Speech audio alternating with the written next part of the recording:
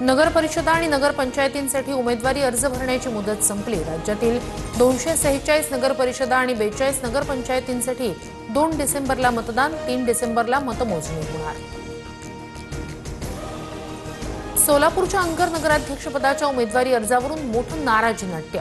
राजन पाटील यांचे लोक पाठलाग करत असल्याच्या आरोपातून उज्ज्वला थिटे यांचा पोलीस संरक्षणासाठी अर्ज, तर नगरपंचायतीत भाजपच्या 17 पैकी 17 जागा बिनविरोध। कागल नगरपालिका निवडणुकीत दोन्ही राष्ट्रवादी एकत्र नगराध्यक्षपद हसन मुश्रीफ गटाला, तर उपनगराध्यक्षपद समरजित घाटगे गटाकडे असणार, तर संजय मंडलिक एकाकी। पुण्याच्या चाकणमध्ये ठाकरे आणि शिंदेंची शिवसेना एकत्र। शिंदेंच्या नगराध्यक्षपदाच्या उमेदवार मनीषा गोरे यांचा अर्ज भरताना ठाकरेंचे बाबाजी काळेही उपस्थित, जाहीर पाठिंबा।